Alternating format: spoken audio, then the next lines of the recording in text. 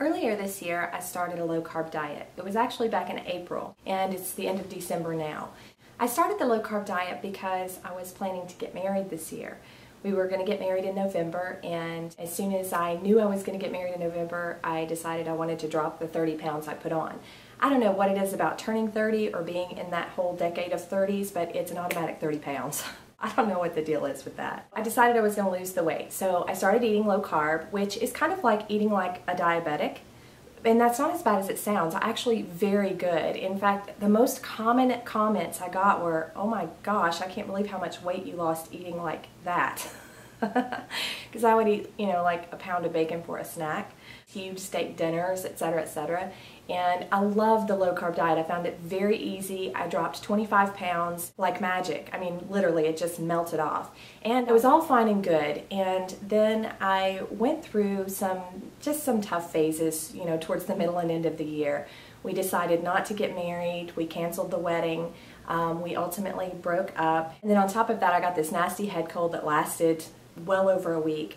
And just boom, boom, boom. But through all of those things that happened, I admit that I did kind of fall off the wagon a few times, and I just indulged. I didn't binge necessarily, and I've still got 20 pounds off. I never put the weight back on. Give or take that fluctuation of that last 5 pounds, which is kind of normal anyway. But the last few weeks, I've been totally off the diet. Just completely, totally off the diet.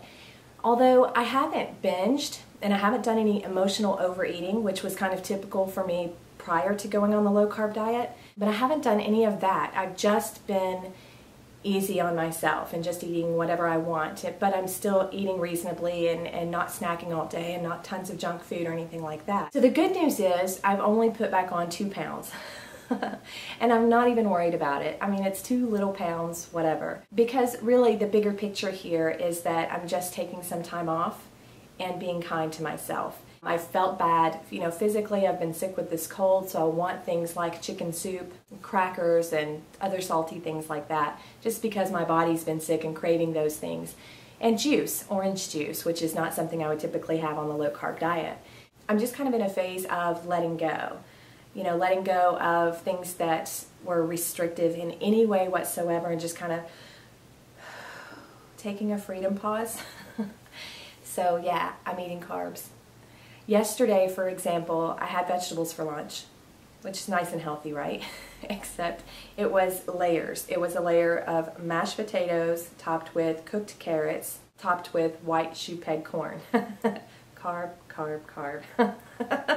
And it was really good, and it was all vegetables, and I didn't overeat. Like I said, I haven't been doing any major indulging or anything like that.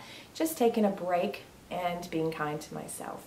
But starting next week for the new year, I'm back on the low carb diet, back on my strict eating habits of less than 20 net carbs a day, and I'm looking forward to dropping this last 10 pounds, which is really all I have left, even including the 2 pounds I've gained back and the 5 pounds I've fluctuated with, which is why it's been kind of slow going for me to lose this last little bit anyway. The closer you get to your goal weight, the harder it is to lose. But starting in the new year, I'm going to exercise. I'm going to be back on my low carb diet because I love the diet. I feel great. I look great. I eat great. And so I'm looking forward to it. But I'm just taking the rest of this week just being what I call off the clock, clocked out of everything. But the exercise and the diet that I'll be starting back to next week after the New Year's Eve weekend is not a resolution. And I'd like to talk to you a little bit about my goals and resolutions, or lack of them, for the new year. So stay tuned, because in part 2 of this video, I'm going to tell you why I'm not setting any New Year's resolutions for 2012.